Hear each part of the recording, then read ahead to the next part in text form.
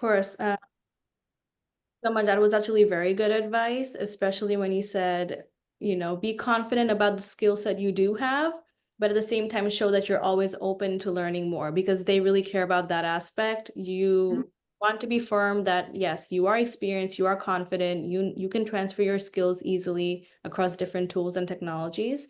And you also show that positivity that you can learn and you can be firm about that. So thank you for that really good advice.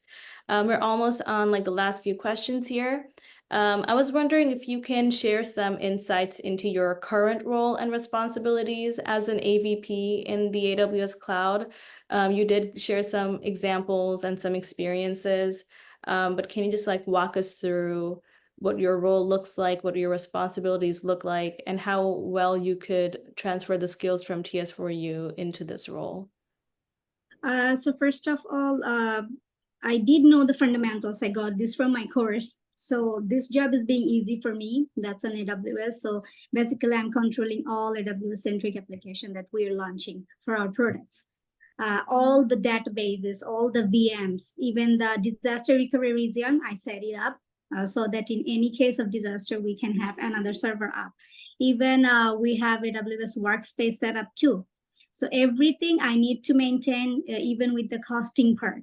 As a VP, like I need to maintain every single thing we have in AWS. Just the coding, they're also in code commit, but they come from the developer, but all other AWS services is under me. And I had to make the decision, even if it's CloudWatch monitoring and everything connecting with the server, all of the thing, I made the decision and I let them know. And a few things also I added into my company. They did not have the security patching process. So I made it a regular maintenance for our server so that all of our packages and the security packages that will be updated. Also, I created one more thing. I proposed them my new ideas and they really like it. They really like it when you are open to learn and adapt something new and that is beneficial for him. They really like it. So I also included database maintenance in there. They're really very happy with my work. And I also learned the AWS CDK infra. Now I can do some developer work too. And that is amazing. I got to learn some Python coding. And yeah, that's it. And also maintaining the QoS and DevOps connection, like giving them the updates and taking the updates from them, what they're doing. But in stuck in somewhere, I also get help from them. I also get connected with my teams and then we do meetings, whatever is going on. And then we do work together on that in on-call. So that is wonderful. And I got the whole company culture. So now it's become more easier day by day for me to handle everything. So I openly say like instead of playing the victim game, right? Any job you go, take that as an opportunities. I know, of course, I know the whole environment, whole story, what happened behind the scene.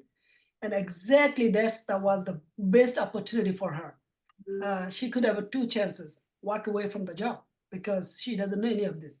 But and from the manager side, we don't want her to know everything. We want to give her time. We want to see how her attitude is, how she's handling each of the no question, right? Yes, and so many tools she learned, and so many areas she learned because the answer was yes, or the attitude was right. When the attitude was right, the reliability was great. The reliability means the managers, seniors rely on her, and all these tools in the short period of time. And now on the decision making, the sitting on the decision making is a great because it's all came from the attitude because you did not say no. I'll do it. Yeah. The more struggle you go through because you are only going through the struggle because you saw the opportunities. Because if some point if they hired another person, right, the job will be split out. Even the knowledge will be split out. Or you do this, you do this. So in some point, they'll be thinking, well, we don't have enough work now. Why not let one person to go? Well, so now it is a competition. Who is doing great? That person is staying. Who is not doing up to the standard? He will be gone. So again, you see this, instead of many of us play the victim game. Oh, I don't know this. I shouldn't do this. This is not how it should work. Oh, they're giving me a lot of work, and they're not giving me the time. No, this was the opportunities because of your attitude. You were unable to match the game, and that's the reason you lost the train, right?